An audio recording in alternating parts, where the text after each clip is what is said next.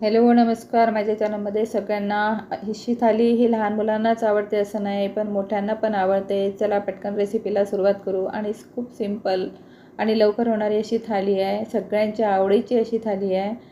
इथे मी पालक घेतलेली आहे आणि ही पालक आमच्या घरचीच आहे. मस्त छान छान अशी पालक निघाली. म्हटलं काय करावं त्या पालकाचं, चला म्हटलं पुऱ्याच करायच्या.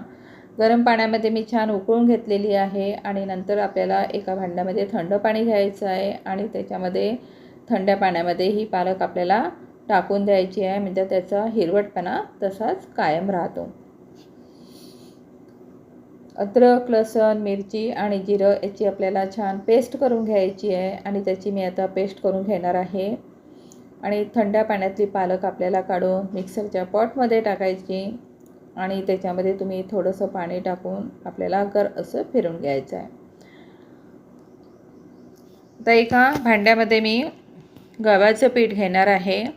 गव्हाचं पीठ मी इथे 1.5 वाटी गव्हाचं पीठ घेणार आहे. तुम्ही कमी जास्त घेऊ शकता. आणि त्यामध्येच आपल्याला खुसखुशीत येण्यासाठी म्हणून थोडासा रवा वापरायचा आहे. रवा फक्त अर्धी वाटीच्या कमी असा रवा घेतलेला आहे आणि रवा आपल्याला बारीक रवा घ्यायचा आहे. आणि त्यामध्येच आपल्याला वाटण टाकायचं आहे. जे आता आपण वाटण केलं होतं ना ते टाकायचं आणि नंतर पालकाची पेस्ट टाकायची.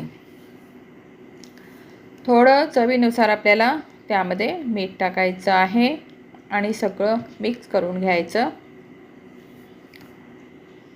अगदी थोडं पाणी टाकून आपल्याला मिश्रण भिजून घ्यायचं आहे, जसं आपण कणिक मिळतो ना त्या पद्धतीने. आणि 5 मिनटं मी त्याला आता रेस्ट करायला ठेवणार आहे. आता इथे त्याच्यासाठी मस्तपैकी अशी आता आपण भाजी करू. आलूची भाजी करून दाखवणार आहे. आलूची भाजीसाठी तेल गरम करायचं, जिरं मोहरी टाकायचं आणि त्याच्यामध्ये कांदा टाकायचा. कांदा बारीक चिरून घ्यायचा आणि छान आपल्याला परतून घ्यायचं आहे. आणि त्यामध्येच आपल्याला वाटलेलं वाटण टाकायचं, वाटण परतायचं आणि नंतर आपल्याला टमाटर टाकायचा आणि मीठ टाकायचं, तिखट टाकायचं, धणे पावडर ही टाकायचं, कोथिंबीर आणि थोडीशी हळद टाकायची. बॉईल केलेले आपल्याला बटाटे टाकायचे आहे आणि बटाटे मॅश करून घ्यायचे.